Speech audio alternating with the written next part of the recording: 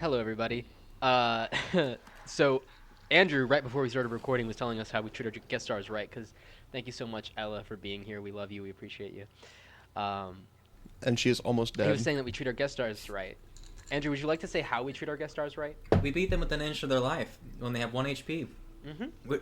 Which is Try like that, Jimmy worse. Fallon. Try that, you fucking coward. Which Anyway, is worse than any I've treated y'all. I don't know if I've ever gotten y'all that low. Two.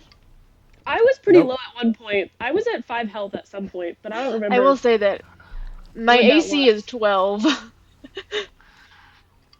So Yeah. I'm pretty easy to hit. So I'm just there. I'm just I was already in so much pain, and then I'm getting attacked on top of that. I got shot. I'm doing great right now. Mm-hmm. Fun facts. Heck, Fun another fun facts. oh Yeah, shoot. let's do some fun Um, facts. Who wants to go first?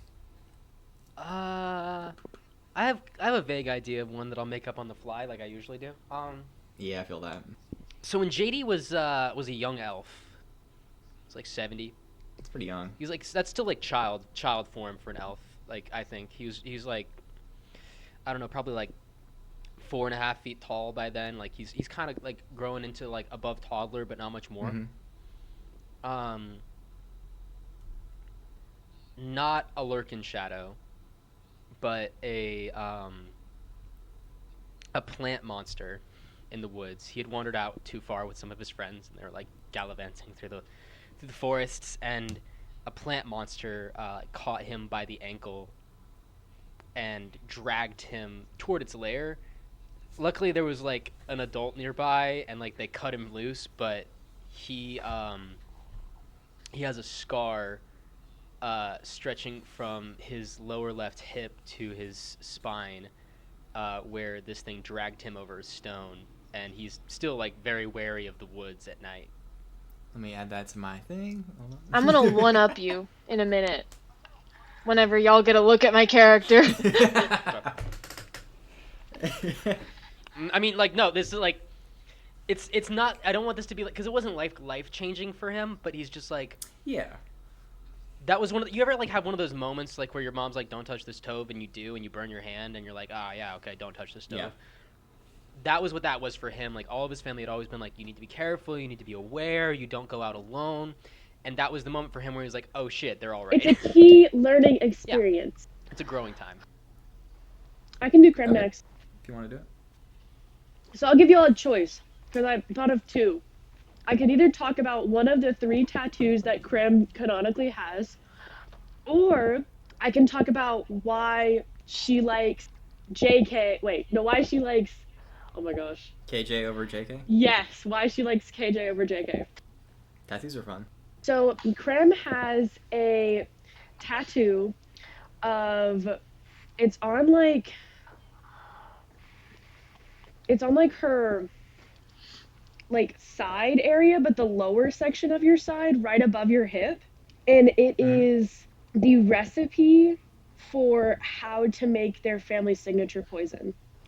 Oh. Okay. So if anyone captured her, they could be like, oh. Hello, Yeah. poison. It's so if anyone captured her, they would be able to make the poison, but it's also so if there was anything that she forgot, or it's one of those things that is so important to her family heritage that she needs to know how to make it. So she got it tattooed on herself. That's pretty cool. There you go. So if there's ever like a scene, I'll talk about all of them, but that's one of them. Got it. Hayden or Ella? What are you thinking? I Who have wants it? one Rock, I paper, can scissors. say. Okay. Go for My it. fun fact is that if you asked my character for a fun fact, she would not know what to say. Oh, that's sad. That's sad. That's sad. Depressing fact. But y'all will Depressing. probably find out why in a minute, so. Fun fact about anything. Literally anything. Yeah, literally anything. You tricked me.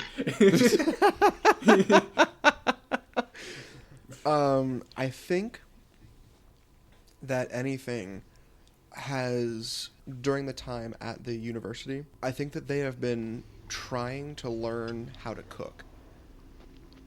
Okay. I think that like there's just a lot of new things in this environment, and so they are trying to. I think that one thing that they've really been trying to do, and like that, I think they've gotten good at, honestly, is drying out and preserving different types of like vegetables and meats and stuff like that. Making meat sticks. That's fun. Would Kind of, yeah. Would you say that Karkian, the bard that came in his past and the prequel, inspired him a little bit to do that?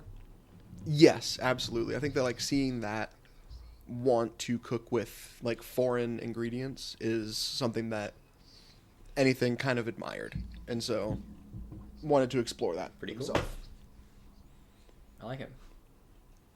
I have an inkling of a suspicion of who y'all are going to ask a fun fact about, but who do Give you me a want to fun answer? fact about Thong. I want a T-Rex fun fact. Yeah, that's what I Give thought. me Thong. T-Rex fun fact. I T-Rex fun fact. I like that too. Give me Thong. Give me I- Thong. We'll give you fun facts about him, or I can go over some of the like hanging plot threads that might be summed up by Thonic being the guy. If you guys want me to do that instead. I think Thong fun Or I fact. can do a fun fact. I think fun fact for Thong. Okay. Fun fact. He deserves a fun fact. Well, he doesn't deserve anything. He's a piece of shit. But He deserves a fun fact because he's about to die. yeah, there you go. Yeah, as a The character. final wish. He has OCD, but he doesn't know that, and they don't know that because they don't really know mental things. Like, he fixates. And for someone who could fixate on something for a very long time, it can cause some good habits and some bad habits. So, And we're seeing that right now. kind of. Not to say that all people who have OCD turn into Oh, these no, no, guys, no, no. But it's just one of his things. But are you guys ready to finish yeah. out this? Ba-na-na-na-na-na, intro music. Intro music. Ba-na-na-na-na-na, intro music.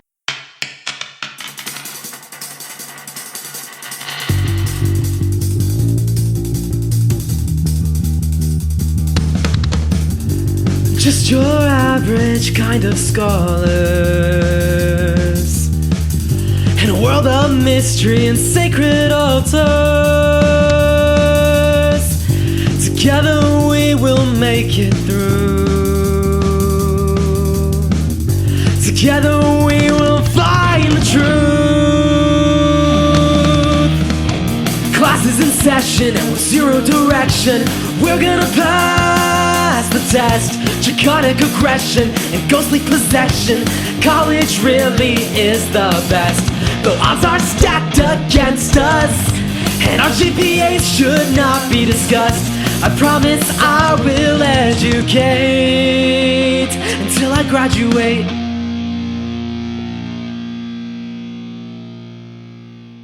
It's fucking Joe. Last time on the Spitfire Squires class is in session, you guys get to meet Thong as the bad guy. Which I cannot believe I didn't see this We're coming. retconning the name. We're retconning the name. It's happening. Okay. Yeah, no, here's the thing. Yidril, who I, play, said Thoric, I think, several times in past recordings, and I hate listening back to those because I know that's not his name. Yeah, so he showed up after Jesse blasted the mask off of his face. And he brought a T-Rex with him for unknown reasons that has been attacking Yidril, your cleric teacher. And you found 50 through 50, a girl who has been experimented on and hit with a T-Rex and shot. So doing great. You guys unleashed a nightmare horse that proceeded to immediately deck Jesse in the face. Krem was able to get it to run into a wall and go unconscious. So I probably should move him back into the scene there. And then we cut back to JD, who was running through the woods. He's about 1 day travel away from getting home when a lurking shadow popped up, a sort of mystical, mysterious, kind of direwolf-like beast, attacked and killed his horse. And he fought it one-on-one in order to have the time necessary to revivify his horse, bring it back to life. He got greeted by the Tome of Harmful Healing, which praised his selfishness in combat, but also understood the selflessness behind his actions and seemed, in a weird way, proud of him. And that's where we cut off. So we're going to return to the battle. We're at the top of the initiative, which means, Jesse, you are up. And still under musical rules. Yeah, you're still under musical Yes. rules, so Yeah. what are you going to do? So I had an idea that I was going to try to keep intimidating Thonic, but I think I have a better idea. This is a wall of books behind him, right? Yeah. Is this like magical tomes and stuff? Make an Arcana check. Dirty 20. They don't appear to be. They look to be like normal books. Actually, no, I'll walk up. Just 15 feet.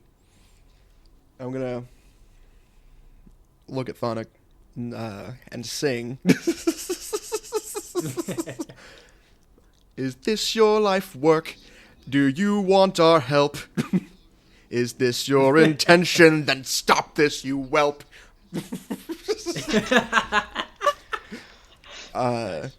Does he respond? He just kind of looks at you confused, and he goes, "Oh, yeah, working with her can cause interesting effects." Yes, I guess. I'm gesturing at the books, like. Yeah. He sees your intent. Make an insight check. Boop. 12. You can't tell if it's super important or inconsequential. Not with the 12. Okay. Then I'm just gonna start sauntering back, and I'm going to bonus action. I'm gonna hold up 2 finger guns. I'm gonna point one at Marion, and I'm going to fire. How is she looking right now? Marion, she has 48. Oh, I need to remove 7 from the one. So she has 41 hit points. She's not looking too bad, but Okay, I'm just gonna fire 2d6 she's- of healing to her. okay. Which is 8. So that's bonus action 1 finger gun, and the other one is going to point at Thonic. Like the ground Okay. beneath him and the bookshelf behind him are going to erupt, and I'm going to create bonfire and light him and his work on Ooh. fire. Ooh, okay. So he needs to we're make a cutting back dex to save. Episode 1. Dex save. Okay. That's right. I have spells that I dexterous. don't use much. 11. That's going to fail. Yeah, he fails that. That is 9 fire damage. 9 fire damage. Okay. And the books behind him begin to catch on fire. Okay. So as the books catch on fire and start to burn away, you can see that behind him, where there was a book that he pulled to basically close the door behind you, is a series of basically just a simple lever that would close the door, and it burns back behind him. I'm actually going to draw some fire because why not? It's fun. Actually, I can just reveal it. Let me just reveal that. Oh. There's more. So behind him, there is a tunnel that leads deeper into the mountainside. And as the books burn away, you can see that there was a secret door that would have opened up into this secret area here. Let's fucking go. Let's Joe. Let's fucking Joe, dude. Let's Joe. 5350, you're up. Okay.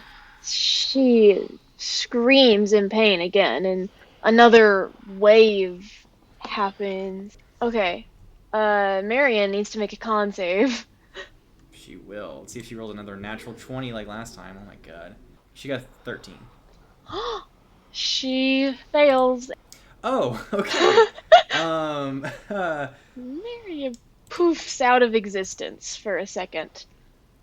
Yeah, she in a flash of blue-green energy, she pops out of existence and she's gone. So we can just get rid of her. Heard. So yeah, Marianne has disappeared entirely. Okay, but the rest of my turn. How's the T-Rex looking? He's looking pretty hurt. You know, if the current rate of damage keeps up, he might go down in like 12 seconds, maybe.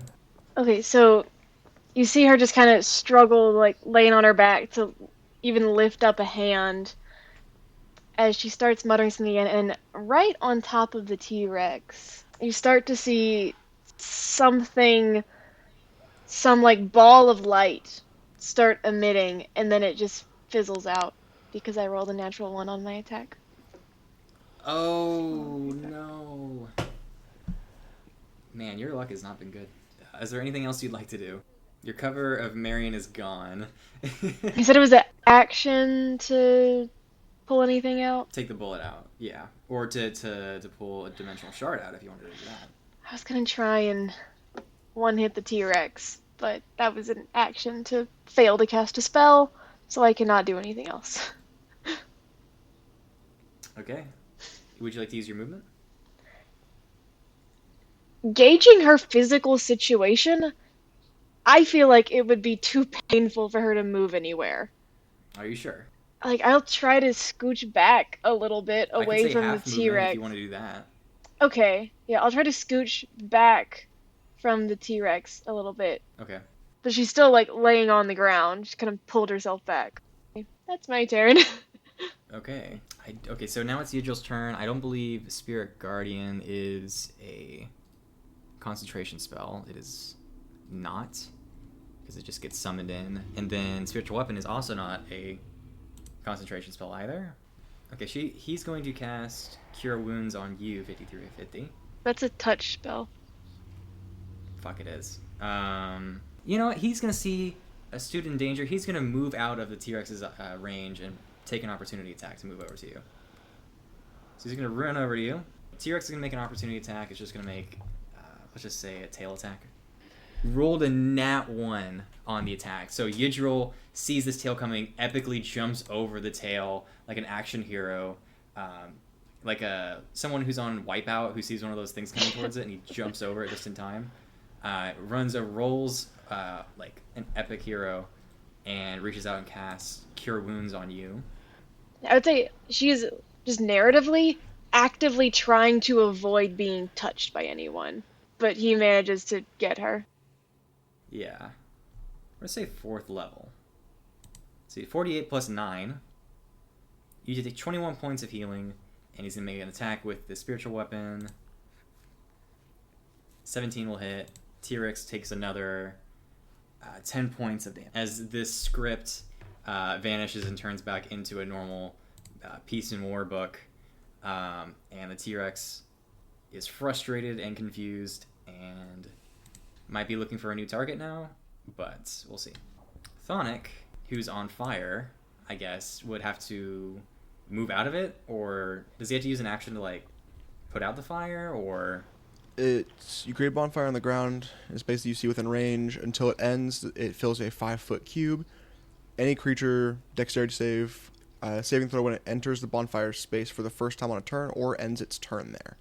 So he's going to frustratedly say, fine, if you're not going to listen to me, I'm just going to have to show you. And you see a glimmering, sort of purplish effect go over him, and he disappears. Like into thin air? Yeah, he just disappears in the same manner that you saw the robot disappear. Also, when he took damage, did he drop Fairy Fire? Good point. Let me roll. It's a 12, right? Yes. You rolled a 6. I want to say it drops. Beautiful. So yeah, he catches on fire, disappears into the ethereal plane, which I think would have dropped it anyway. And yeah, you see him disappear, and you don't know where he went. Krem, you're up. My assumption is that he's just did what the robot did and he's gone into another plane, Yeah. essentially, but none of us can see him because none of us are A, on psychedelics, or B, have the ability to see him. Yeah. Is the T-Rex like a threat? Like, okay, that's a dumb question. Is the T-Rex a threat? Quotes that go hard, Volume 1. Wow. I Crim's thought the yeah. T-Rex would be a Like, if we sufficient really think threat. about it. Dinosaurs mean nothing. If we really think about it. Okay. Andrew, if I wanted to Yes. use my book, my iPad, Yeah. how many questions would I get to ask as my action? Would it only be one? You get one a week, One a week? I think. No, you roll a d4, right? I mean, Oh, yes. Yes. it's a roll a d4, and we'll see. Okay, I have 2 questions. Okay, that's just personal knowledge. I'm gonna keep that in the back of my head. I'm gonna try and get rid of the immediate threat, though. Can I scale the dinosaur? You can make an acrobatics check, or an athletic. It would be acrobatics. Yeah, make an acrobatics check to climb this thing like Fred Flintstone. Yeah, and then I want to like land on its head. Is that like? Yeah. Yeah. I'm just gonna try and Make- scale the T-Rex. Yeah, make an acrobatics check. Okay, I got plus 10 to this. That's a 25. Yep. Describe it for me. So, as I see the thong disappear, I'm like, okay, immediate threat in this thing.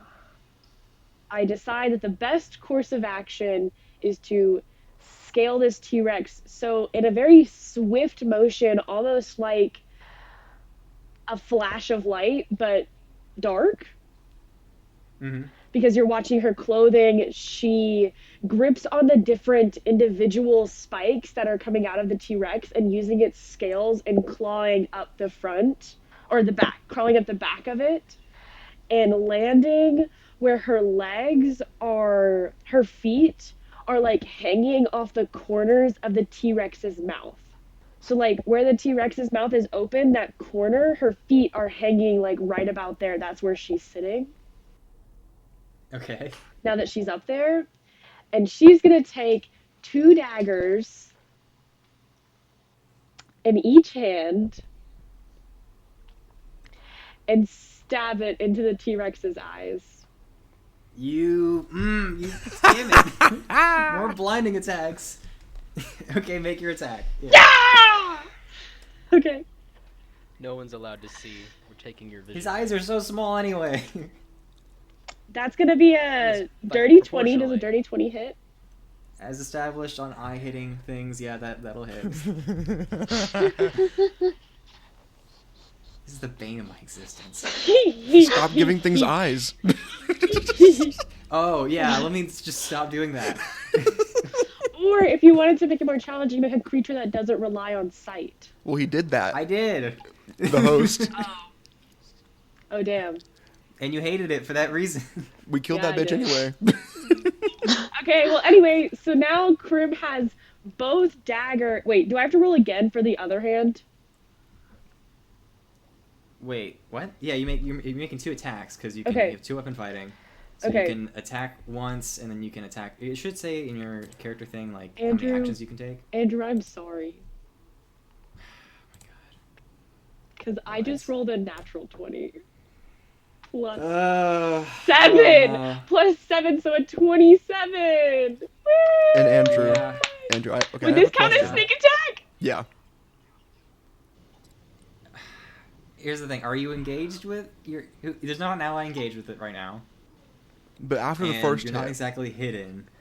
But the T-Rex Well, isn't yeah, I gonna- mean, at first, here's the thing: it knows that you're up there. That's Yeah. the thing, because you're on top of it. It feels that you're up there.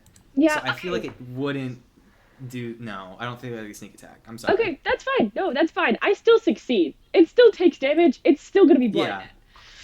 Yeah. Yeah. So did you get both of its eyes or just one of its eyes? That's my question now. No, okay. The idea is that because it's on both sides of its head, if you wanted me to portray it like this, in my right hand, I have Yeah, you have Tinkle. one dagger. I have one dagger, and then in the other hand, I have Tankle, which is the other dagger, and I go down at the same time. Okay, Or yeah, we yeah, could yeah, do yeah. like slightly Yeah, I different see you. times, and they I see you, pierce them. yeah. You know what I'm saying? Yeah, okay. Yeah, so both attacks would hit. Yeah, and then next time you'd have advantage because it's blinded. So the first attack damage, I'm just rolling it on D&D Beyond, is an 8. Okay. Second attack is a 7. Do you want me to roll twice, or do you want me to double my damage for the natural 20? We double the damage. That's what we do. So 14, 19 damage. 14 plus 8 is your total damage. Oh, so 22. 22 damage. Yeah, so this thing stumbles in pain as part of its body was set on fire. It's been slammed over the head with a book several times. Then someone climbed up on top of its head and stabbed it both in its eyes. And this musical beast who just had sentience has now lost it and is even more confused than it initially was. This T-Rex is good. It was spawned in but through another dimension, came here, gained sentience. Can you imagine that? Having your eyes open to comprehend reality so you can perform a musical? Lost sentience. And then lost its ability to see. Then lost its This is sight. the most confusing Which it probably didn't... minute of its life. Probably didn't know it could lose its sight. Like, it lost its sentience, and then suddenly it's all black, and it's like, why? In pain. In Also- pain. Like, Where'd the room go? Spencer, I love the phrasing that you said of when it gained sentience, its eyes were opened, and then they were shut. It is now the T-Rex's turn. oh god, do I have to Oh, like shoot. try Yeah. and hang on? Yeah, it's kind of, yeah. So it's going to try and throw you off, basically. heard. So make Okay, a heard. strength check for me. We're going to do opposing strength checks. So Oh, you're going to God. have to outstrength the T-Rex here, That's not gonna happen. which has +7 to strength. I have -1 strength. I want you to know that. I swear to God, if I roll a 1 on this... Okay, what did you roll? I rolled a 14 -1, which would be a 13. I rolled a 14. Ah! So it just... Yeah, it throws you off. Okay, Heard. Where do I Yeah. land? Do you want to roll a d4 to see what direction I Yeah, fling off which into? direction? You're gonna roll. You're gonna go east. Okay. So So- you're on top of it. You get flung. We're gonna say to this square here. You're gonna take 1d6 bludgeoning damage as you fall off a T-Rex. Is that fall damage or bludgeon? Like, Fall damage, yeah. okay, I heard. Got a 1, so you take 1 point of bludgeoning damage. Yeah. You lucky rogue. Well used. Well used. It hears you land. It is gonna make a bite attack against you, but at disadvantage because it's blinded.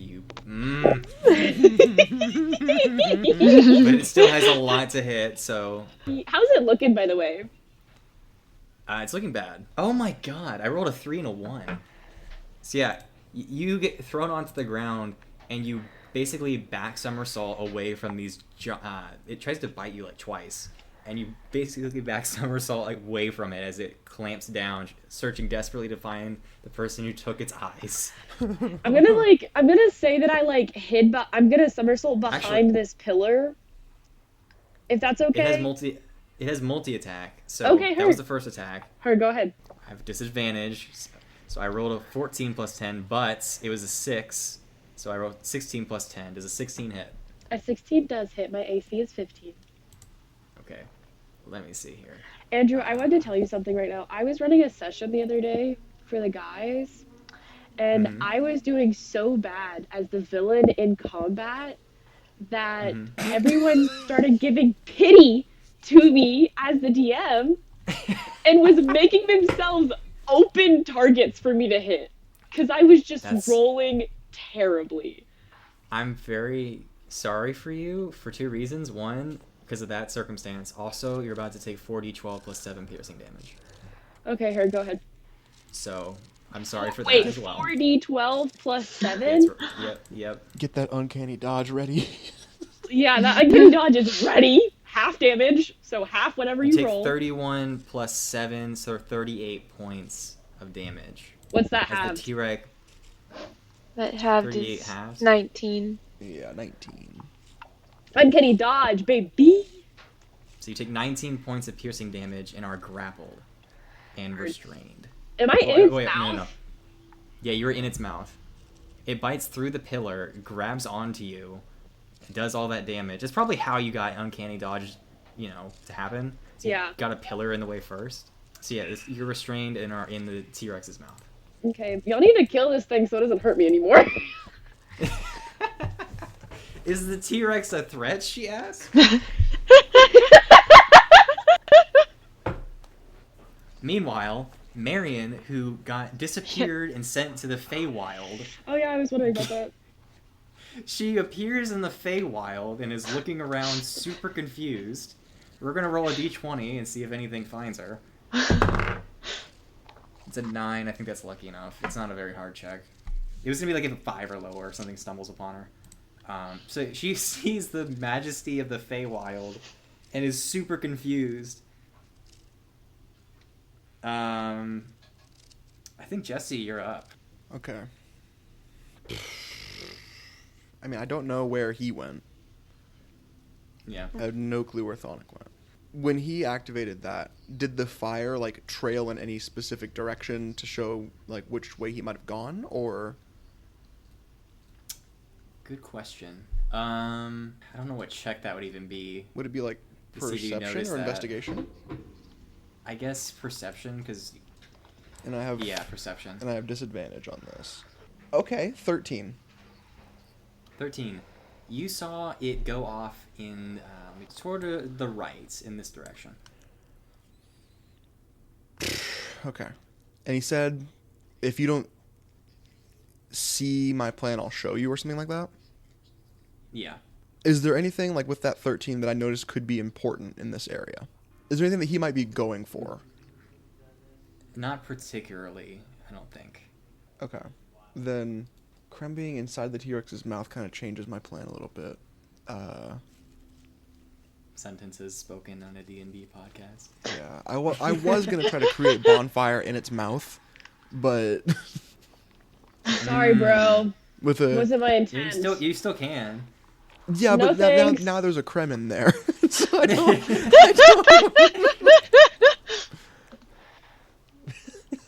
I'm not trying to set the Krem on fire. The creme. I like that. I don't want a creme brulee. I guess I'll do a what's it? Sacred flame underneath the Trex. I'm also just gonna end concentration Trex. on the fire and I'm gonna stop the swarm so I can just erase that stuff. But yeah, it's gonna be a dex save for the Trex. Disadvantage because it, Is blind. Yeah. Doesn't really see it coming. It's an 8 and then a natural 20, but But I rolled an 8 'cause disadvantage. it's a disadvantage. Okay. Yeah, so it takes it. So this is going to be 2d8 plus 5. Boop. Okay, well, that's not great. Okay, there we go. 13 radiant damage. It takes 13 radiant damage. If you would like to describe how this looks, by all means.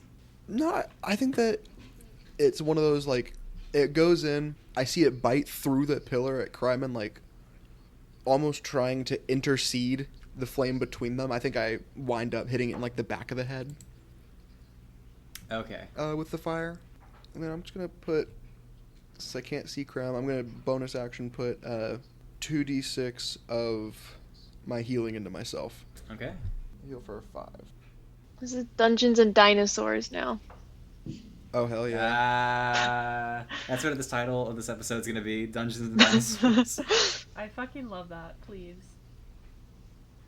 Speaking of 50 through 50, it's your turn. Okay, well, does Marion pop back now or at the end of my turn? She'd pop back, yeah. So Marion returns covered in, like, an ethereal kind of, like, glow and, like, butterflies. And she's like, well, that was amazing, but I have other priorities. And she's trying to figure out what's going on. Marion and Yidril both need to make con saves. So, yeah, she takes... no, she doesn't take anything. She got a 16. That, And Yidril's going to that's successful. roll his con... a 10. Okay, Yidril needs to pick a magic item on his person. Ooh, okay. I think that the only magic weapon he would have right now is the book. Like the spiritual weapon. I think that counts as a magical weapon. And that's a magic item. Magic item. Okay. You see the really cool sword of villain killing and backstory disappear out of existence from Yidril's waistband. He goes, "No, that was what we needed to solve everything." Yeah. I don't know. He doesn't have any magic weapons. I'm sorry. No, that's so great. Actually, I love that. Like, he just like, That was everything we could have. he's like, I was really hoping you would have. don't worry, guys. I've got a secret silver bullet backup weapon. If anything goes super wrong, oh shit! Pretty much, yeah. Okay, well, I was really hoping that would happen to one of you guys, so it'd be like the iPad disappears, or the mini fridge is gone, or something like that. Yeah. But his super secret, all like it like did 100 D20 Yeah. damage to anything at any point in time. It was like his silver bullet weapon. It just vanishes from existence. oh, okay, well, when that vanishes, it crumbles into dust, and he takes 1d12 piercing damage, which I'll roll that. Oh yeah. He takes Forgot 12. about that. He takes 12 piercing damage. So this guy who ran up to heal you is like, "Are you okay?" Looks down, sees the magic super weapon of killing explode into dust on him, and takes 12 points of damage. After seeing her just writhe on the ground and a poof magic come out of her. I did 12 character arcs for that sword. I lost friends, And then as my and it's gone.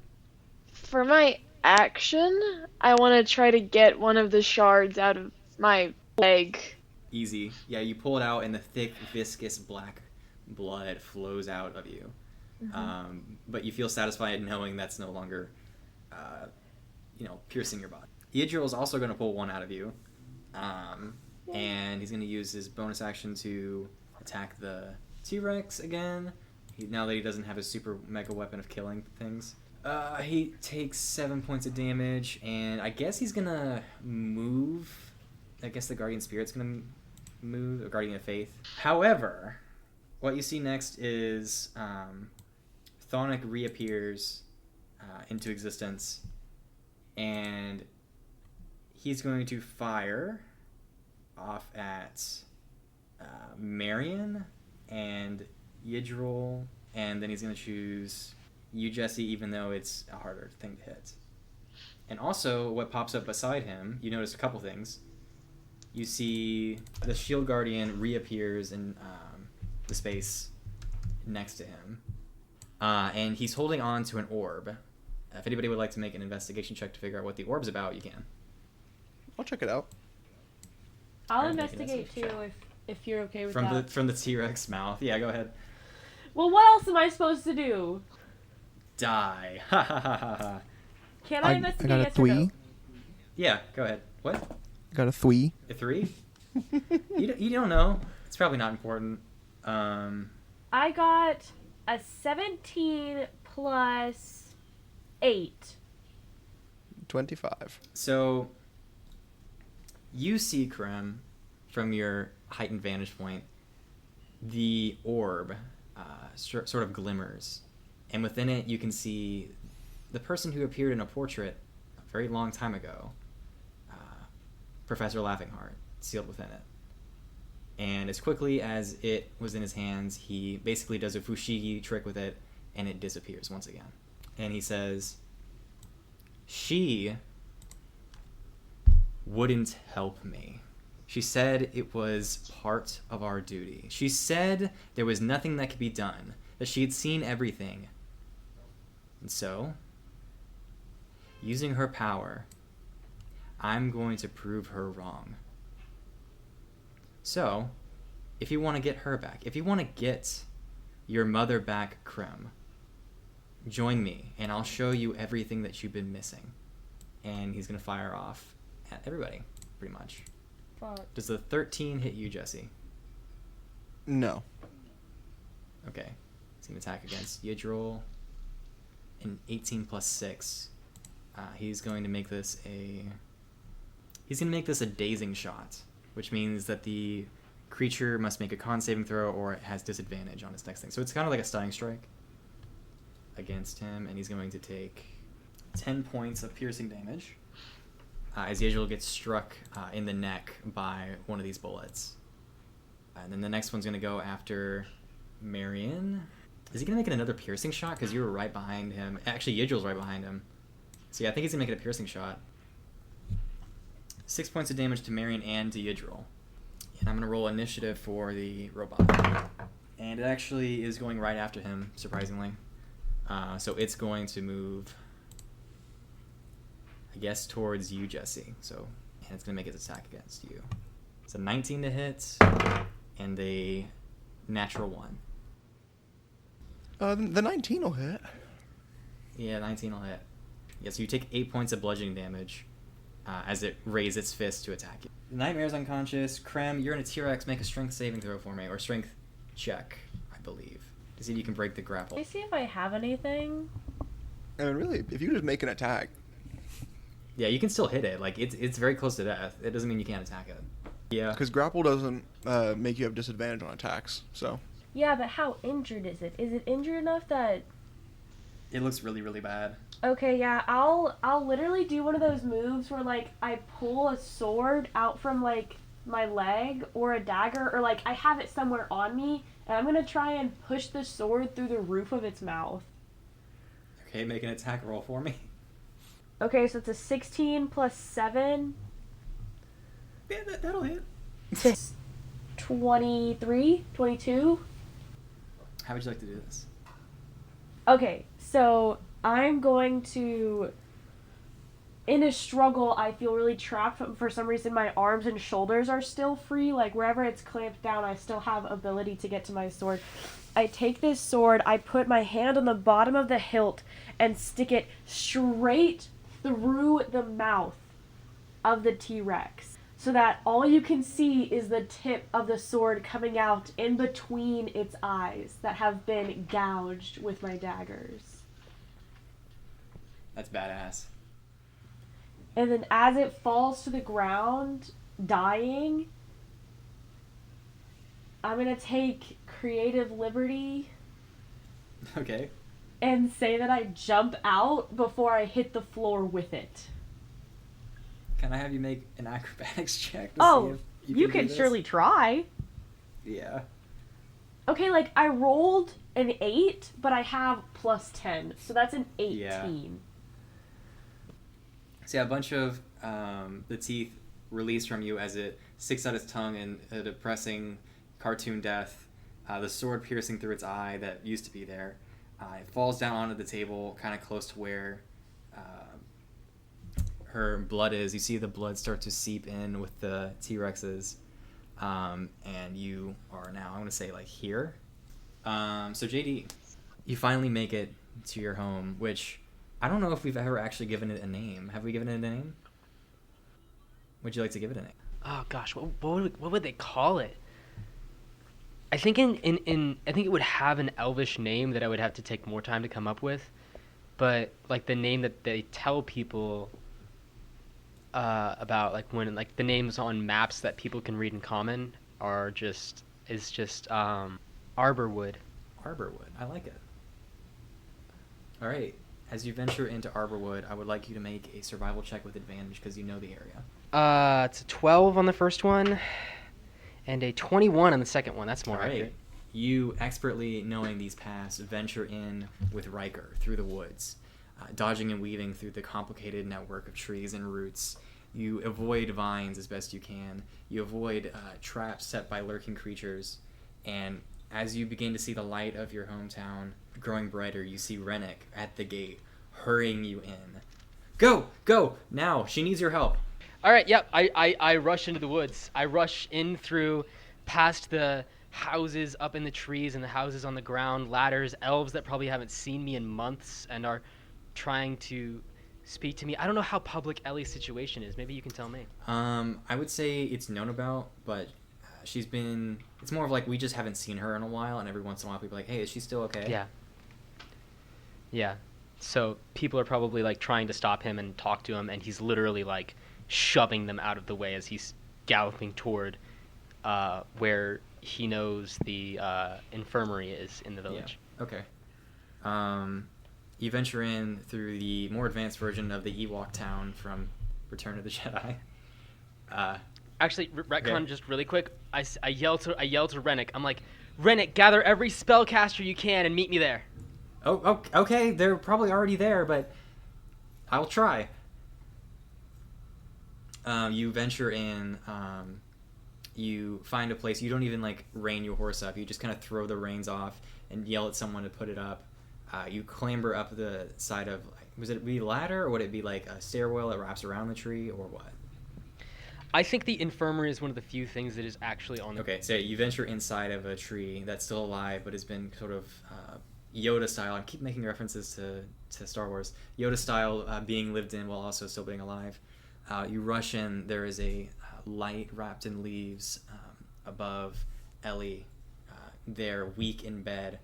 Most of her body has basically disappeared at this point. You see it, the edges of what remains flaking off in an iridescent sort of white glow, flaking off. And you see your mother, your father, your brothers, your sisters, everyone there just kind of holding her hand, and she does not look. He opens the door, and for the first time, he's finally seen his sister in months. And can you juxtapose what she looked like when he left versus what she looks like now? Yeah, she was youthful, full of energy. Basically, brought a smile to anyone who walked in and saw her. She was always getting up to stuff, but in a good way, like just being lively. And to see her bedridden, most of the energy drained from her is very sad. You see your blanket that you left with Rennick draped over her now, because Rennick felt that she needed it more. And she's just saying random words like, I'm going to be... Are they actual words, or are they nonsense? She's saying random stuff like, I'm going to be beautiful. And I just know that it's there. You see your whole family sitting down. Can I roll any kind of check to see if that's anything besides nonsense? Make Religion? an I don't know. check. Insight. It's an 18. She's talking about something that is either going to happen or has already happened. Cool. Your family's sitting and kneeling kind of on their knees, using the symbol of El Mater, praying over her. You can see ever so faintly the red vines creeping over her body, trying its best to pull back what is fading.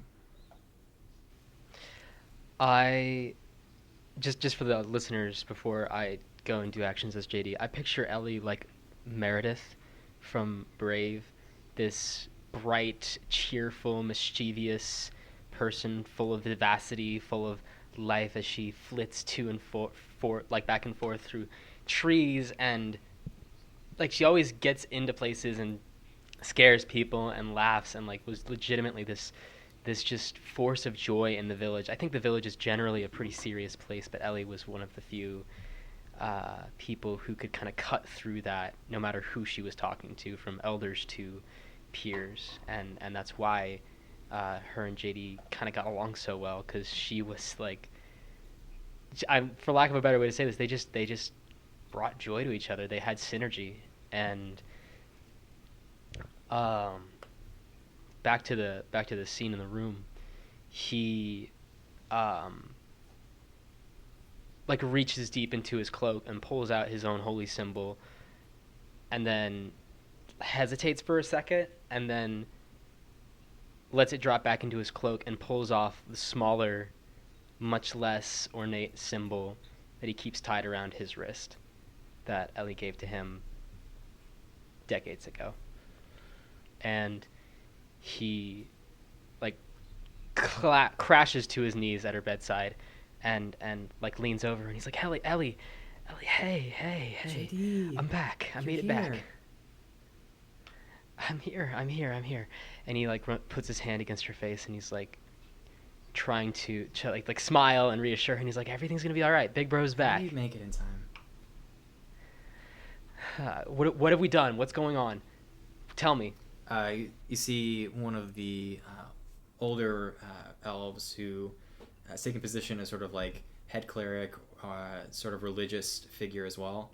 And he goes, we tried every spell we can think of. No matter what we do, it just seems to come back after a while. Does it make it better temporarily? for a moment, but every new thing we try only brings it back for a moment. We've run out of things to try. As soon as we try something we tried before, it doesn't have an effect. Well, we've got one more thing to try. And JD opens his pack and takes the book out. Does the elder seem to recognize it or say anything? He doesn't recognize it, but he can, I guess, kind of tell that it has power. JD looks up at the people around him and he says, "This book is something that I acquired in great danger, and it itself is dangerous. I think the more people that try to cast the spell, the better it will be, but essentially, it's going to take some of our life force and pour it back into her. None of you are cowards, and I will not think of you as such if you choose not to do this. But I think this is our last hope." Everyone kind of... Actually, I don't... Just give me a persuasion check with advantage, just Okay. because... Yeah. Also, if you're wearing the crowd hat, you could basically have advantage on it. Well, you already have advantage on it, so... I got a natural 20 and then a 17. Yeah, so you have advantage on it. Wow. You hear someone yell, "Get everybody!" And you say people run out, not out of fear, but out of hope. And they go and they clamber up trees, searching for more and more people to come to this. And there's too many people to fit in this room that come down. You just see hands on shoulders leading out of the room, and all those hands that eventually directly connect to you. Before we do this, everyone go to Ilmater. Whether alone or with a friend, we need to go to him before we do this. This is all in his hands. This is the definition of self-sacrifice, and he is our God for that. And JD probably a little abruptly walks to the doorway, steps outside, and almost collapses against the side of the wall as soon as he's out of eyeshot from Ellie, and just sits down, knees to forehead, his ears tilted forward, his hair in his eyes, and he's terrified. He's terrified. For the first time, he's finally understanding what he's offering, and what he might both lose from himself and lose from his sister in this situation. And he's bringing other people into this chaotic situation which he doesn't understand. And he's not sure if anyone is going to make it out of this. And like I said, he hasn't talked to his God in probably 13 days because he feels like he's sinning. He's running away from him. And he finally reaches out and he says, Ilmater, God, help me. Help Ellie. Father, if it's your will that I die and she live, let that be. But God, I want to live. I want to live. I have so much that I haven't done yet. So many people I need to apologize to, friends I need to see again. But you call us to sacrifice, and I'm ready to do it. And then tears silently are streaming down his cheeks, and I don't know if this is a check or not, but that's what he does outside this tree where his sister is disintegrating. I would say make a religion check with advantage for sure. And we're going to get onto more on that in a second, but for now. That's a 23. 23. Yeah, you say this, and then all the hands that are all laying on hands, literally on everyone's shoulders, start to glow, and you see a immense, basically, jungle of thorns all wrapping around every person here, showing how everyone here has endured and is connected to one another. It's going brightly between everybody. He steps back in. He places his hand on Ellie's chest, and he looks at her one more time, and he gives her a smile, and he says, everything's going to be all right. And then he, with his other hand, he rips the seal from the book and opens its pages. Okay, before we get to that, there is a thing in D&D called divine intervention. And basically divine intervention is whenever a cleric reaches out to their god and requests something from them. I believe it is you take your cleric level and you subtract it from a D100. But so in your case it'd be a 7. So you would have to roll above a 93 on a D100. If you did, you can get whatever, basically, it's like a wish kind of. It's like a wish but spell. you're getting your god. So I want you to roll a D100. If you get over a 93, something will happen. Okay.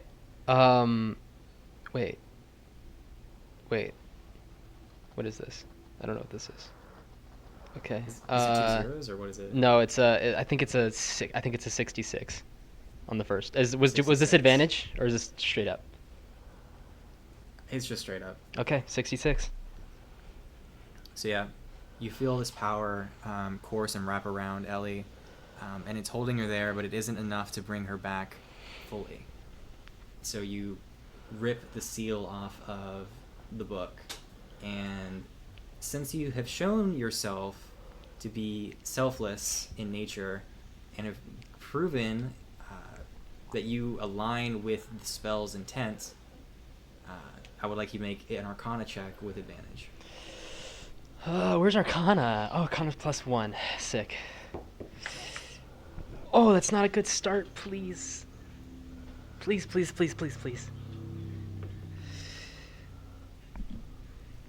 That's a 9. A 9. So you open up the book, and the tree starts to fill with a magical energy, and it's the moment that you open this book you realize that this isn't a disease, this isn't something you can cure. This is a curse. Someone has cursed her, and you don't know why. And you try and reach out to heal, but whatever or whoever has cast this curse on her is strong. And the woman, Corazon, reaches her hand out onto Ellie's head, and she goes, "I'm sorry, mi amor, but this is something I cannot heal." And she vanishes back into the book. Does the spell end when that happens, or is there still active stuff happening? The spell ends, yeah. JD, I think the light fades from the book, and its pages stop, like, flipping and unfurling, and there's a general sense of silence in the room. And, oh, man. Gosh, I think he takes his hand off the book and puts both hands on her chest, and he starts pumping spell after spell into her to try to keep her alive for longer. And tears are running down his cheeks, and his face is red. His eyes are puffy, and this is very undignified for an elf, especially the son of a chief, as he's crying openly and sobbing openly, and he's like, no, you don't get to take her.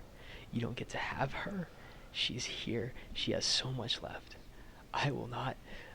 I can't. And he casts Prayer of Healing. He casts Bless.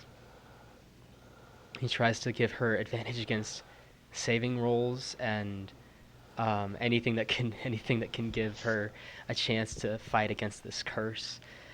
And I think as he's running out of spells to cast, he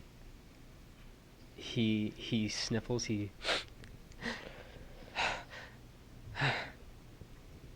he swallows, and he smiles, and he shows his teeth, and he wipes his tears away, and he says, "Ellie, I love you.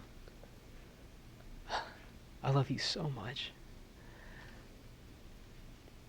And he bends over and he brushes her hair away from her forehead, and he kisses her as her skin slowly starts breaking apart. As he kisses her,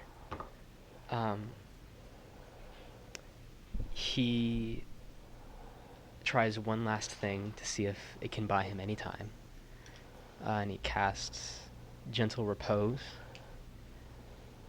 which she's not dead yet, I don't think, but you touch a corpse or other remains. For the duration, the target is protected from decay and can't become undead.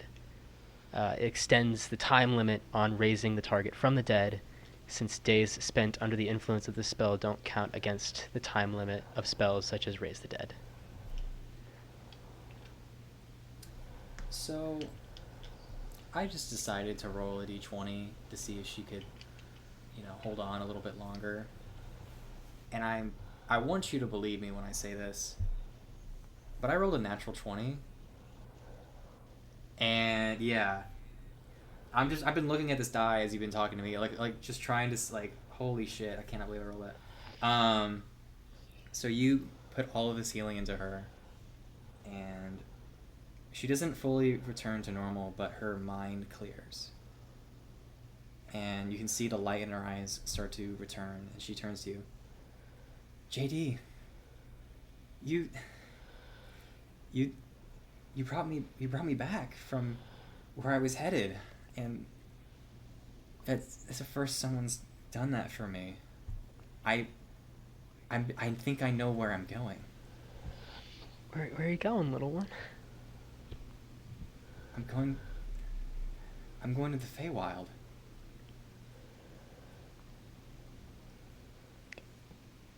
Spencer doesn't know what that is. JD does. It's the Feywild is not like a heaven or a hell. It is a different plane. Okay. I know it was stupid, but someone before all this, I thought it was a dream. They asked if I wanted to be beautiful. They asked if I wanted to be a fairy. They asked me if I wanted to be everything I wanted to be, and I said yes, and I didn't think anything of it. But then I started to get sick, and I didn't know. But as I've been slowly taken there, I begin to see where I'm going. Ellie, do you know if you're going to survive this? I think I'm being turned into something else. On a different plane somewhere beyond this. He wraps his arms around her and kind of lifts her off the bed a little bit as he pulls her into a tight hug, because he knows he's seeing her for possibly the last time. And he says, "Tell me everything you can before you go." I see a room, a big room. It's bigger than any I've seen. It's gorgeous. There's chandeliers and people laughing, and I don't think I'm going to die. I just think I'm going somewhere else. I've been reading your letters. I think you can find me. And he pulls back just enough to see tears are pouring down his face, this time not in sorrow but in hope. And he says, "Your big brother can do anything he puts his mind to. So you just hold on. And I swear by all the gods above and all of hell below, I won't stop until I can put my arms around you and tell you everything's going to be okay." She smiles. I know you will. And the curse finally takes effect. And all the healing that you did that temporarily held her and kept her mind on this plane leaves. And the white, sort of flaky substance takes over, and she disappears entirely. And JD's holding ashes and flakes of stone in his hands. And he's surrounded by people, but none of them exist in his mind right now. He's alone in this room, kneeling at the bed of his sister, who, despite not being dead, thank Ilmater, is taken from him and he has no idea how he's going to get her back. And he puts his head back and screams, just out of frustration for all that he had to go through, for all he gave up and all that he lost and betrayed, and none of it mattered. It doesn't seem like any of his efforts have come through here. He's just knows the problem a little bit better. And I think that the flames in the room, the lights in the room, the torches, the gas lamps, whatever, all double in size and brighten as like thaumaturgy is involuntarily cast. And tears just stream down his face. And with that, I say we cut back to y'all. But hey, you made it in time. I did. Performed enough checks to figure out what was going on. Know that she's alive. Yeah, that is somewhere out big there. thing. That is a big thing. He is Yeah. just he's still brokenhearted that someone has ripped his sister from him, but he does have hope. He's not broken. I gotta say, that was such a good scene. I was almost crying. I was Aw. crying. I do want you to know that. Aw. Thanks, guys. Crying. I'm like on that. Such a I'm like good- sitting on Yeah. that edge right Thanks, now. guys. So we're all shaken. Let's get back into a I'm battle like- with I'm like- the dinosaur. I will. And here's the thing. Here's shaken. the fucking crazy thing, is that's like, what, like 6 days in the future from where we Yeah. are right now in this combat. Yeah. And so, oh my god. Yeah. Timey-wimey stuff is fun. Timey-wimey. Yeah. I don't know how we're gonna get back on Fucking track time there. I soup. think I might just exist there, and we'll do a time jump with you guys. We'll get there. Jesse, you're up at the top of the initiative. A shield guardian has just ran over to you and slammed into you. You can see that the basically the short sword with the anti-magic effect is out. And yeah, you're engaged in combat with it. Okay, there's a shield guardian right here. I can still cast, right, or no? Yeah, Ranged attacks have disadvantage. yeah. Okay, Yeah, I had disadvantage anyway because I'm exhausted. How's Thonic looking? How's Thong looking over there? He's looking like okay. He's not looking the best, but he's looking okay. A lot of fire damage. I want to step right here. Just kind of, I'm gonna walk around the shield guardian, and I want to look into Thonic's eyes, Okay. and I want to cast Sacred Flame, and I want to try to put it in his pupils. Oh shit. Okay. Krem has inspired. What is it with y'all blind- gouging things The out? blinding tactics are back. It's just effective. I want So to effective. scorch his eyes out. Okay. Which eye? Which is he aiming with a certain eye with his guns? Whenever he's been taking shots at all of us. I think his right eye, probably. That one. You're gonna aim for his right eye. Okay. Make your attack. Whichever one he's appeared dominant in. It's not an attack, it's a saving Oh, throw. it's a saving throw. What's the saving throw? Dex. Dex. He doesn't have good dex, guys. What are you doing? Come on, step bro. What are you It's an doing? 11. That is a... That is a fail. It's a fail. Okay. Sorry, someone's How gotta much make a damage is he joke because taking? all of us are on the verge of crying. That's fair. I thank you guys. It was like I was wrapped up in the moment, dude. I was there in my mind. Good job, Andrew. So, High five over the distance. Yay, high Good, five. good D&D. Good D&D. Let's see. Okay. That is 8 radiant damage directly in his pupil. Okay. Does he have any reaction to that? That he, like, recoils or anything? Yeah, I think he recoils in pain.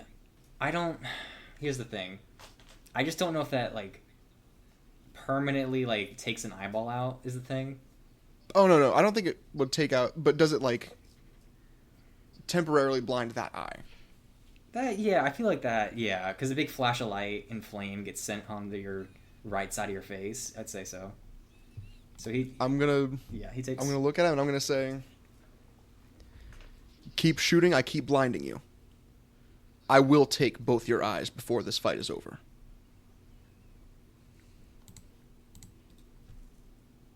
Okay, And I'm just going to completely ignore the Shield Guardian. Oh, okay. I'm going to put the Shield Guardian between me and him, though. Essentially, this Shield Guardian can beat the shit out of me. Okay. But it is now cover. You know what? That's fair. He's going to go, I don't know why you see me as the enemy. I haven't killed anybody. I'm just trying to do what's best for all of us. Kill, torture, contain. Is there a difference? At least with killing, there's mercy. There's an end. So what you've done is worse, actually. Yeah, like, excuse you. What? I didn't kill anybody. I did nothing wrong. I just imprisoned and stabbed a bunch. I kept her alive for my purposes. And so... I mean, yeah. And so, in the name... I'm sorry. In the name of Lathander, I will use the light to leave you in eternal darkness. Damn, that's a good line. That's a really good line. Sick line. I gotta start preparing lines. I think Hayden does. I think Hayden sits in his room and, like, prepares them. I don't. I do not. He's just that talented. I had a line that I was going to use when I was like... Originally, I wanted to get into melee with this motherfucker because he had guns, and then I was like, nope, I'm stuck at a range. Let's see. 5350. You're up. So... Okay. Still got... Another wave just pulses through her. Who is within 15 feet of me? Did you take the bullet out or no? I took one shard out. Okay. So who all is within 15 the Shield feet? Guardian, Marion, and Yidril are. Okay. They need... Rolled a 16 plus 4, so 20. 16's fine. Yidril's gonna make one. 16's fine. He rolled a 21. And now Marion, That's who's fine. the only person who is actually being affected by these. Even she has good cons. Yeah, she rolled a 20. Yeah, she... All y'all are fine. Yeah.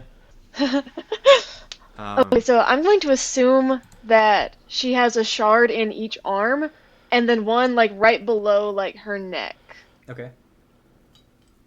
And so... And then wherever the bullet hit her. Yeah, I think it was in the stomach, basically. Yeah. And I'm gonna say that I got one out of my leg. And Yidril, assume got the other leg, because that was closest to him. Yeah. Seeing her just trying to get away. I guess I'll take another... No, I think I'm gonna take the bullet out. Okay. I'm gonna try to get the bullet out. You feel as you And pull then these I'm shards gonna- out that the effect was getting stronger, so that another round of combat would have gone by, and then you probably wouldn't have been able to shoot off spells anyway. So. And I'm gonna try to scamper back a little bit more. Painfully so. Towards the Nothic, who's just been laughing pretty much this whole time while in the cage. Wait, he's just Every been time. laughing at you. You just found this all very entertaining. Yeah. Should I release another thing? No, what? No. Please, no. Krem, we like deal with This the problems at combat's hand. almost over. The combat's almost over. Hold on, I'll be We've right been back. in this combat for 2 episodes. Krem laughs maniacally and throws off another cage's lock. She's like, ha ha ha! Chaos! This, I want to put into perspective the time difference I here. am the main character. In 2 episodes, we have gone through less than a minute. Yeah, pretty much. JD has gone through, what, 2 weeks? Yeah, pretty much. So, don't want to wait 2 weeks to now be able to catch up to the 2-week delay we have on JD. Y'all are in the past. I be living in the future. Maybe let him go after the combat's over and make sure like he's not a bad guy.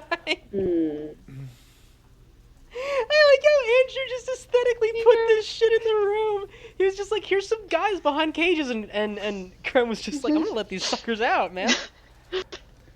I'm telling you, if Krem releases more shit, Jesse's just walking out of the room. Jesse's not fighting more shit. He's done with it. I'm Jesse just waiting went for into y'all to this fight over.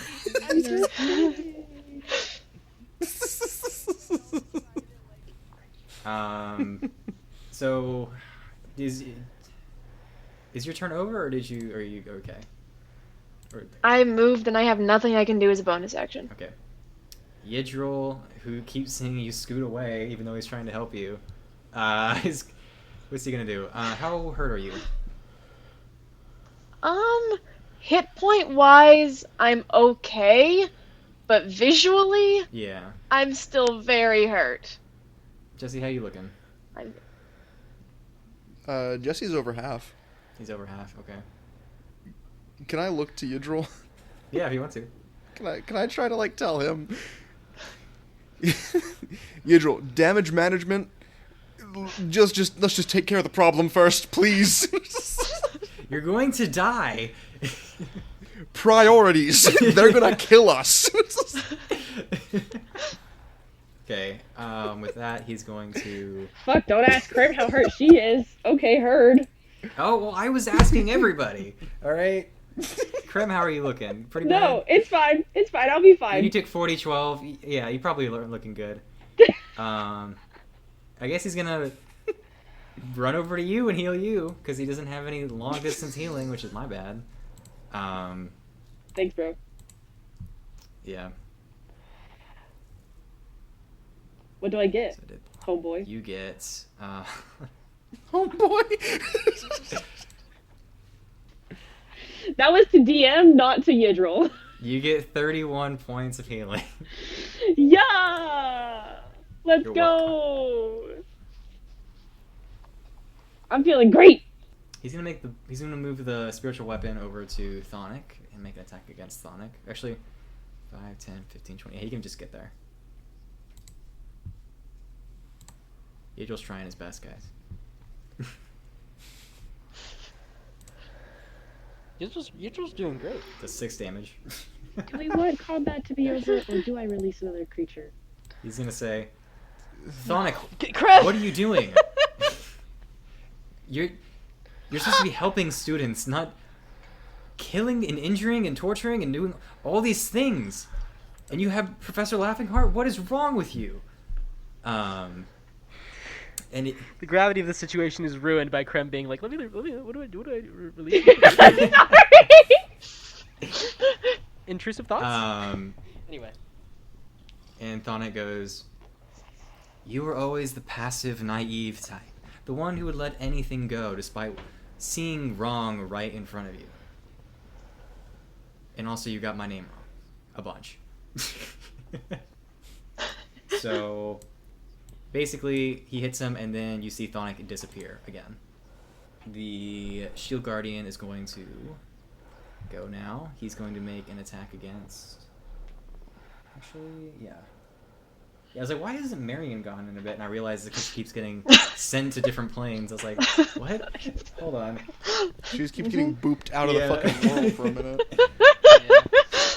You're not in this Pretty episode. much. It's going to make an attack against you, Jesse. 21 to hit. Oh, that misses. And a 14 to hit. Let me see. I think both of those hit, yeah. Okay. So, yeah, it's... 2 1s? Are you fucking You're kidding me? encouraged. Oh my god. Oh my god. I'm gonna look into it. I'm gonna look into like the hollow faceplate. I'm just gonna say, you hit like a bitch. You know that? Okay, it does this other attack, and you take So the first one was 6, and this one's 13 points. This one's bludgeoning damage. So it sees you, says that, winds up its other fist, like in real steel, and just fucking decks you and hits you in the face. Nice. And as it taunted and then destroyed. and then it disappears as well. Okay. Heard. Krem, you're up. My turn? They've both disappeared. So are we still in combat? Yeah, you're still in initiative. Okay. Krim's going to look around and realize that there are no immediate enemies. And therefore... No, I'm not gonna do it. No. I'm not gonna do it, girl. Better I'm not. not gonna do it. Oh, I'm not gonna do it, girl. You know what I'm talking about, right? Yeah. Girl, I won't do it. I do. Don't do it. Don't. I was just thinking about. I was I'm just thinking about it. I'm not gonna do it. Girl, I did it. Girl, I did it. Okay, I'm not going to. I'm just going to speak into the void because I can't see them, but somehow we're still in combat. So I'm going to say to Thonic, because I haven't answered his question. I don't know what the right way is to go about things. I don't know why I keep failing in certain areas and not doing what I know how to do best. But I do know that I don't want to find my mom. And maybe it's selfish, but I don't want to have to look at the disappointment in her eyes. That doesn't mean I don't want to find her, and that doesn't mean that she doesn't mean the world to me. But I know that if she saw what you were doing now, that she would think that it was not worth it. Because she holds life at such a high priority. Even if it's something as miserable and hell-bent as that sleeping horse over there. Stop what you're doing. This isn't what she would have wanted. And there are better ways to find her. And with that, Krem is going to walk over to the horse that is sleeping on the ground. Oh, okay. And she's going to take out her iPad. Okay. And she's going to hold the iPad in her hands. And she has 2 questions, right? Mm-hmm. The first question, she's going to hold the iPad to the scope of the whole room. Mm-hmm. And ask the iPad if Thong is still in the room. Okay. The second question she's going to ask, what can I do to persuade this horse to be my friend? And you're pointing it at the horse? Uh-huh. So the first question I'm going to hold to the room, and the second question I'm going to hold to the horse. Okay. That's what I'm going to do. Because there's nothing for me to hit or attack at. At this point, I have to determine how much this iPad is capable of. Exactly. You're welcome. Let me read the description. Phonic did say it was his favorite item. He did. did, yeah. And that he would use it often. Did. So it may know a good bit about this Yeah. area. Especially about him. Because if the iPad has any sort of sentience, which I don't think it does, but you could totally flavor it like that. That's what I was planning on doing. You asked it specifically if Phonic was in the room? If he was still... Yeah, specifically in the room. Like, I want to know if he's still here or if he's gone. Okay. So it picks up a lot of things in this room. It picks up the wild magic blood. It picks up the dimensional crystals. It picks up the room itself, and it goes in kind of, sort of like an informational, like, airline voice. Thonic's laboratory. A room where he studies all that he can on dimensional shards, wild magic, and the properties that come with them. Speciality: anti-magic. Can nullify and reduce any wild magic or normal effects. It says also... What's it gonna say also? The horse. About the horse. I'm giving you lore here. Hold on. Yeah, give me a second. I'll give you a second. Think about it. I guess it's gonna say Thonic Hammerhelm is in this room on the ethereal plane, being a worshipper of Agma, the god of knowledge. He knows all there is on the anti-magic and wild magic capabilities. I don't know if I would say that. Yeah, I think it's gonna end there. Okay. And then it's gonna... Let me look at the nightmare thing. Okay, heard. Nightmare, a large fiend. Neutral evil in origin. It has an armor class of 13, an immunity to fire, passive perception of 11, and can understand but not speak both common and infernal. This creature is capable of transversing into the ethereal plane via its ethereal hooves. Tameability, capable but unlikely. Though unfriendly, it can be persuaded with large sums of, I don't want to say meat, but basically meat. And For those listening to the podcast, Andrew has replaced the deleted Tyrannosaurus Rex onto the map. Yep. I took it away and then I put it back. I don't know how long this will take me. Does it take more than 6 seconds? I got no clue. To move the sleeping nightmare over to the T-Rex. Yeah. Yeah, you're dragging a It's also horse large. crap. I don't even know if you can do that. It's probably strength. No, it's definitely strength. And I got -1 to that. So... Okay. And the nightmare's asleep right now anyways. Yep. It's still big. Well, I'm You just should gonna... poke it. Huh? Poke it and wake it up. Poke it up. Poke it and wake it up. It'll be No, fine. I'm not going to do that, Mr. DM. I'm not that dumb. What do you mean? She opens another cage to get help from a stranger. Yeah, you should open up the cage with the definitely not evil creatures over there. What's his name? Yeah, No Thick. No Thick could give you a Yeah. hand with this, I bet. Nothing looks at you. Yes, I'm very strong. Just let me drag it over for you. Holy shit, No Thick is ugly. Damn, I'm like zooming in on No Thick right now.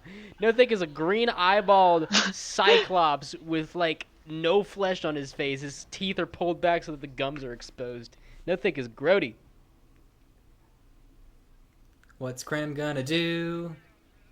I'm not gonna do anything. I'm just gonna sit with that knowledge and wait for his response, but mentally know that I'm going to eventually drag this T-Rex over to this nightmare so I can have advantage on a roll to potentially have the nightmare as a pet. Understood.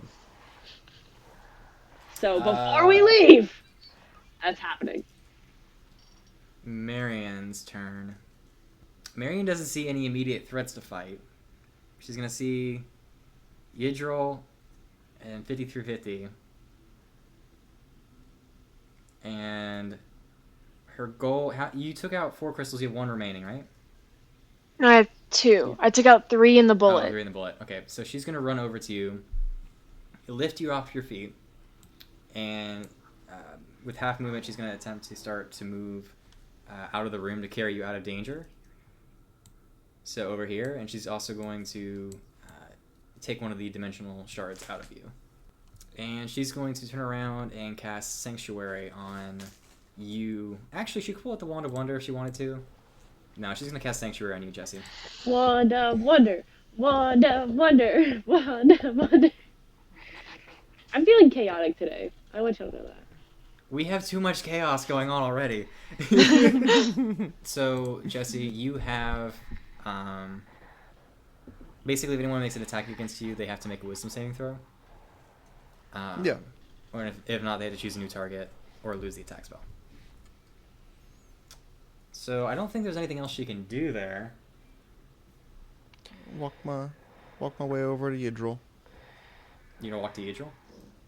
Yeah, just standing side by side, like with him, Like kind of being the here? ones who are, like between the people back here and the rest of the room where Yeah. Thong probably is. And I am going to hold my action. If I see Thong appear in any sort of aggressive stance, I want to blind the other eye with Okay. a sacred flame. Okay. If he's looking So- aggressive. If Thonic's looking aggressive, or Yeah, if Thonic like reappears and is looking aggressive, the other eye is getting blinded. so 50 through 50, it's your turn. There's still one more shard in You me. do, which means we have one more fun turn of One combat, more. Mm-hmm. and you now have 30 feet, right? Yep.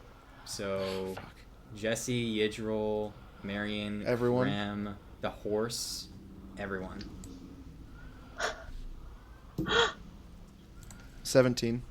What am I rolling? I haven't done this yet. Con save. 21 save. for Marion. Okay. Yidril rolls. Good. Let's see. The con That's save gonna is be- a pretty high con save too. Like I got 15. 15. Yidril got 15 too. That. So does tying beat it or not? Yeah, you meet it, you beat Beat it, it. you beat it. Okay. I think all of y'all succeeded. Andrew, I have it highlighted what would have happened. Let me roll for the nightmare first. Oh, Hey, the nightmare's asleep. Yeah, it can't avoid this, so it should have a disadvantage anyway. So it's a 3. What happens to the nightmare? go see. I swear if this nightmare goes missing. That is so funny. That is so. I know.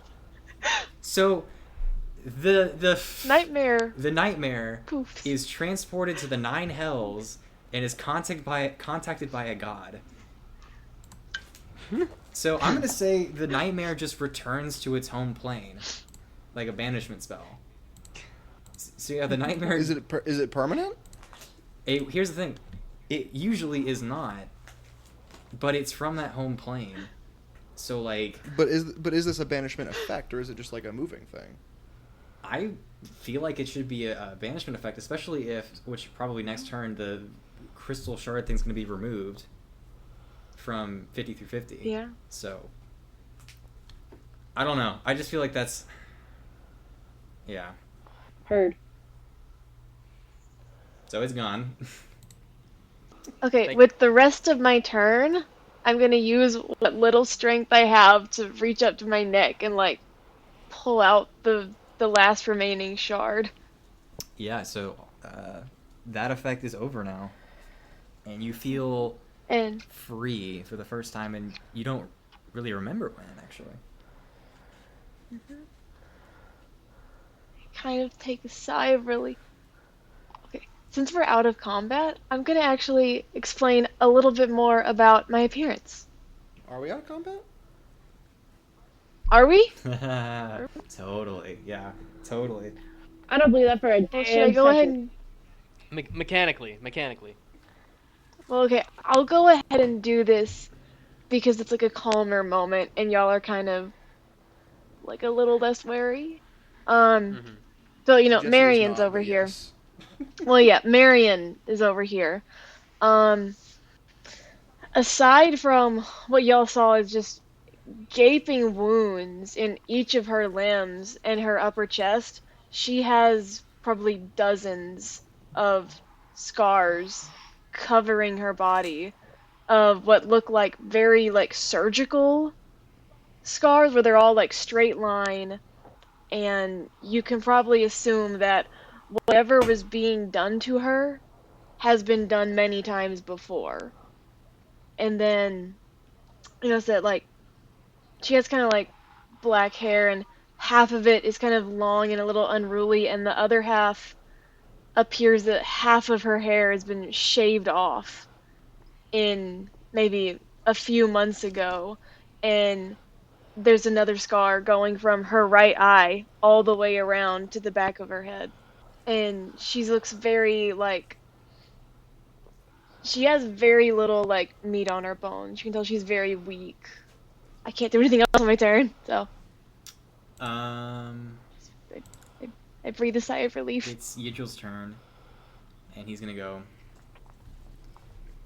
Now that we know that Thonic is the one who did this, let's get out of here and we can tell everybody what's going on.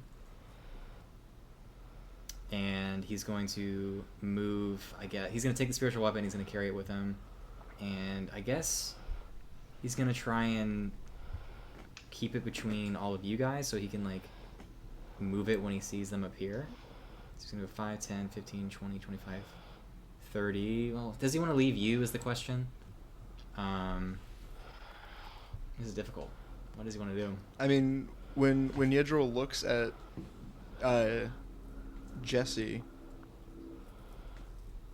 like the coat is torn, You don't look glass good is at all. definitely broken, like blood running down the side of the head from getting punched in this punched in the dome by a metal robot. Punched in the dome for. So you want healing is what you're saying.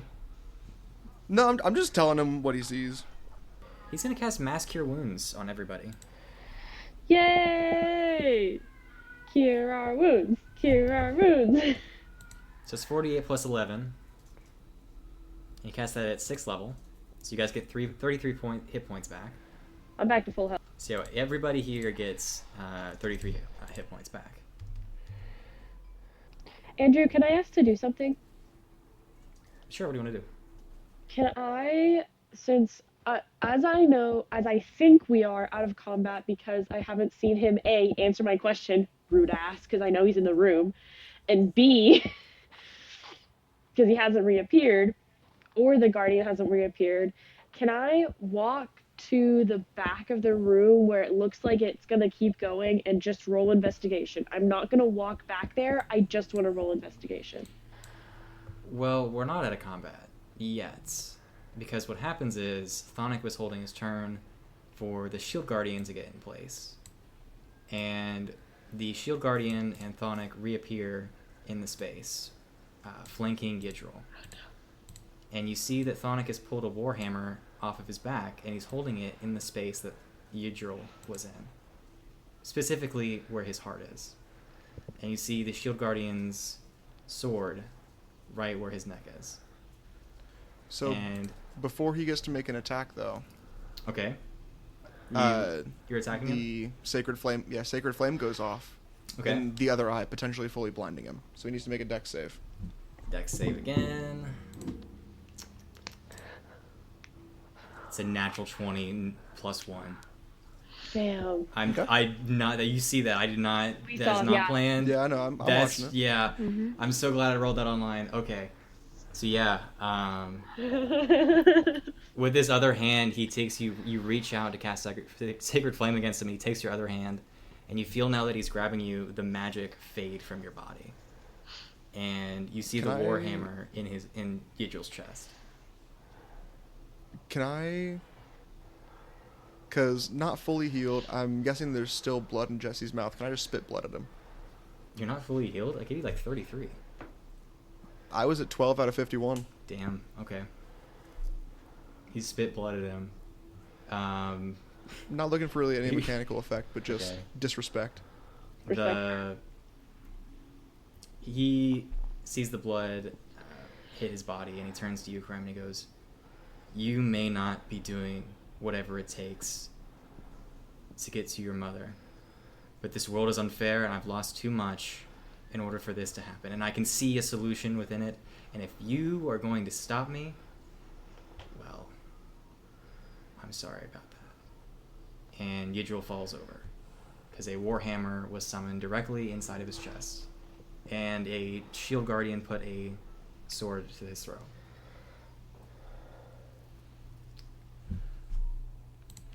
Wherever JD, this is a long shot, but wherever JD is right now, is there any kind of reason he would know that his professor has just been killed? Make Like any kind of disturbance in the force shit? Just make a Disturbance in the religion Force. check. Also, is he dead? He looks pretty dead. He looks pretty dead. If you I got. if you had a cleric, if you had a Yeah. cleric there, maybe he'd be okay. Hey, Hey, I got my You sister. did. I got my sister. Yeah. Like, I'm sorry, but I got her. I'm looking for my religion in here. I got a 23. Yeah. As you're riding along on your horse, you can't help but feel, at least for this moment until you guys pull something crazy out of nowhere, that you leaving has caused something that happened. That you staying there could have not happened. Like, it could have been fixed. I don't know. I'm not phrasing this well. Yeah. Could have been I mean, I literally prevented. have spells that like Could have been revive the prevented. dead. Yes. All right. Good stuff. So let's see. That's gonna be Cry now. both. All right. Like, that's gonna be Thonic's turn and the Guardian's turn, because like it's an insta kill move. So like, I don't. It's pretty OP if I can have that, and then also y'all do have it attack you guys again. So it is now Krem's turn. Hayden, what was that special weapon you gave me a while ago? The Buccaneer's Blade. The Buccaneer's Blade. Okay. I'll do 150 gold into the blade, and I'll subtract that from my gold. Just saying, I really love this mechanic of that sword. I really like it. Just as a DM note. Just as a DM note, heard. How do I take it away? 150. Remove. Okay, heard. It did it. Okay, and then I am going to sneak up behind Thong with the blade, and I'm going to try and like hook his feet so like he falls over with my slash. Like, I don't want to aim for his middle section, or unless it kills him, but I doubt it's gonna kill him. Okay. So I want to do like a sweep with my blade towards his feet, trying to catch it so that he falls over. Okay, you're trying to knock him to the ground. Kind of, in a sense, yes, with the blade. I have no idea. Like, I feel like I should know what check this is. What check do y'all think that is to do that? Because it's... Make the attack roll first, and then we'll go from there. And I think you have advantage because Jesse's engaged, and you have sneak attack. Well, you don't... Yeah, because advantage. Yeah, so I rolled a 15 plus 7, which is... Plus 7. That'll hit. Yeah. And then I'm going to roll damage. 4d6, that's 15. And then 4d4, 15 plus 8. 27 damage. Okay. So he takes a bunch of damage as he gets swiped on the leg. He looks pretty hurt, gotta say. He's gonna make a strength check. He is a dwarf, and this dwarf is really strong. He has plus 8 to strength. Wow, that's a lot. It's a 13, which... Do you want me to roll opposed, or do you want it to be against Yeah, something? just roll oppose so I can have something to compare it to, I guess. Yeah, okay. Here, I'll roll it on D&D Beyond. That's a 4, so... Yeah. Even I don't know. if it doesn't knock him prone, that's fine. I still did the damage I wanted to do, and I feel like the mental conflict of me hurting him is also going to affect him. Because I am the... He doesn't want to hurt you, that's the thing. Exactly, because I'm the daughter of the person he's trying to save. I don't think he's made an attack against you directly. Nope, Or at he least has I have not. been trying not to. Nope, he has not. It's just been the T-Rex that's been doing it, which, you know, it's a T-Rex. Okay. Can I say something to him? Of course, yeah. How dare you take the life of someone that has only tried to do good? That's all I want to say. Okay. Marion has 5350 with her. She's going to carry 5350 to safety and then pull out the Wand of Wonder. That's what she's going to do. 15, 20, 25. She's going to take her over here. Set you down. And then take out the Wand of Wonder.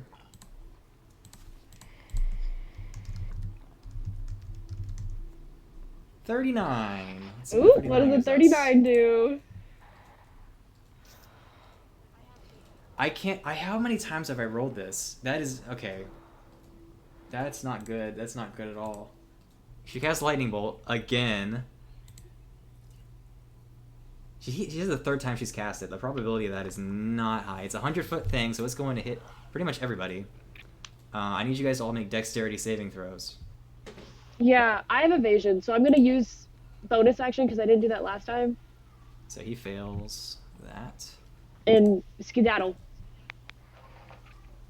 Hopefully, out of range. Well, no. You still What have evasion to- is if you succeed the save, you take no damage instead of half damage. Ah, heard. Okay. Is it dex? But it's a dex save. So It's a dex yeah, it's save, dex yeah. save. So you have massive plus to that. Dirty 20. So you take no damage from a lightning bolt. Nope, no damage. Absolutely nothing. The leather actually Well- absorbs the lightning bolt. Damn. Okay. Okay. Do your worst, it's a low DM. dex. I'm just kidding. Yeah, it's not saving on that. So yeah, the robot and Thonic take 8d6 damage. So yeah, 29 points of damage gets sent to Thonic and this metal machine. So yeah, Thonic is up. He's still up. Barely, but he's up. Like Death's Door up. Yeah, I mean he's up, but he's death's door up.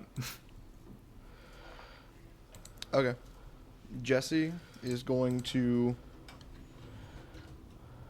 look at Thonic because Thonic, I believe, is still facing Jesse. Yeah, he's still looking at him. And Jesse's going to say, I intend to make good on my promise to you. And with advantage, I'm going to cast Shocking Grasp and try to thumb his eyes in. Oh my gosh. Okay. So fun. It's at this point the Shield Guardian is going to make his mad dash action to get in front of this to stop you from attacking his master. So is like shoving Thonic out of the way? Yeah, it's going to push him out of the way and take his thing. So it's going to move, push him out of the way so that it's in front of you two. And does that give me opportunity attack on Thonic? That's the thing. I don't know if it would or not. The entire objective is to keep him safe, and if an opportunity attack was allowed on it, it would be pointless, if that makes any sense. And he's a big guy. I still have advantage. He's a to really attack big the guy. Shield Guardian. Yes. And the Shield Guardian is very low. I'm going to say he's taking... That's a nat 20 on the first Nat 20. Holy shit. I'm so glad he got in the way of that. one. Let's see. That is 15 damage doubled. So 30 points 30. of damage. Yeah. I'm going to just roll the second attack roll just to see if it would be a double crit. Okay. No. Okay. So yeah, 30 damage to the Shield Guardian. Yeah, it's looking very bad. It's still up, but it's looking very bad. Fuck. Okay, that's it. I'm going to move to right here again. Okay. Pinning I'm pulling Thonic every in. trick I can out of the book for this one. I'm really trying to make this hard for you guys. It is hard. What are you talking Oh, no, about? I'm pinning Thonic in. This motherfucker will not leave. Okay. 2350. You're up. Okay. I'm going to attempt to stand up. Is it, like, possible for me to do that? Yeah, you've been healed like so much. And all the shards. Okay, that's what I thought. Mm-hmm. I tried to get you to walk like an hour ago. So she kind of raises her arm, and you see this same little ball of light appear. Like, this time it's, like, on the chest of the Shield Guardian. Okay. And does a 22 hit? That'll hit. Okay, it's going to do poison damage. Poison damage. Okay. 1, 2. Is this a random 3, effect 4. that you've gotten, or? It's me flavoring spells where you can choose the damage type. Okay. I'm rolling a die to choose the damage type. Oh, so you don't get to decide the damage type. Correct. Okay. Because chaos magic. Yeah. Okay, that does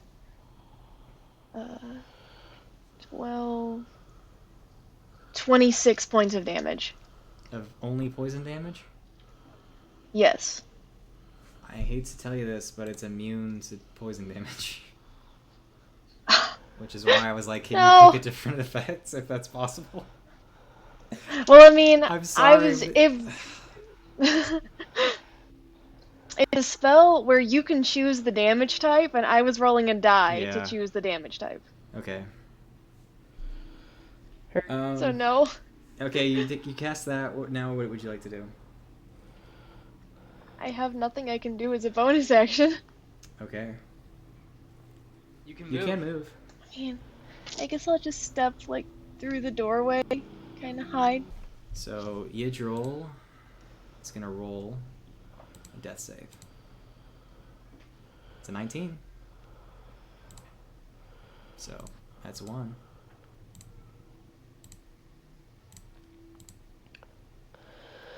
So, Thonic, who Keep it is together, Yidril. Keep it together. super damaged, like really, really bad. He's just gonna go. Remember that at any moment I can appear, and you may not see it now, but all I'm trying to do is help you.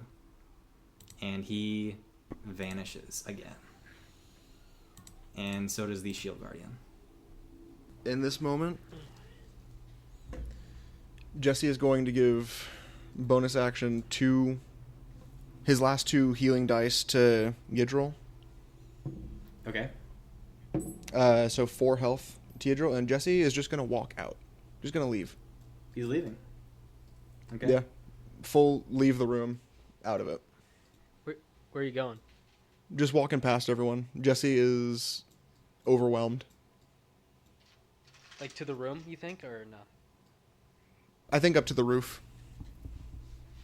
The roof of the where you talk with JD. Yeah, I think that's also like one of the main spots that Jesse goes to watch sunrise, sunset. Just leaving. Can I grab your arm before you leave? Yeah. I'm gonna grab Jesse's arm and be looking at him in a very like piercing manner and say, we should talk later. Doesn't have to be now, doesn't have to be in a week, but we should talk later. I don't know what to do about JD.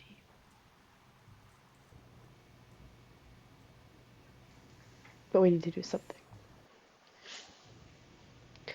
So then I let him walk off, unless you want to respond. No, I think Jesse doesn't even make eye contact. I think Jesse is just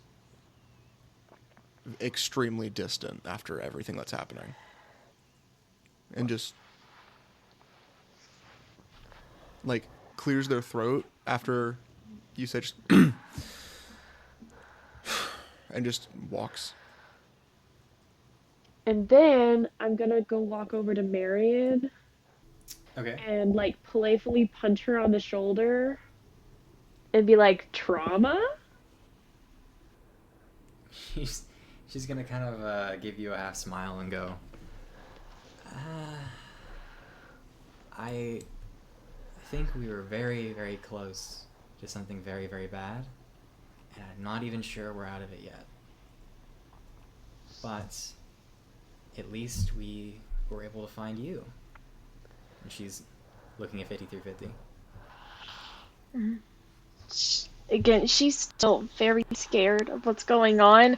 Any just people touching her Hey, doesn't like.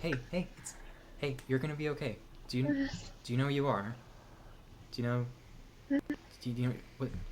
what happened to you?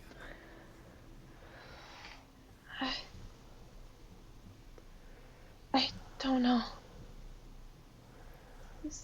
Well, I've seen this room. Pain. that isn't gonna happen to you anymore. She kind of just slowly, like, looks down and kind of smiles.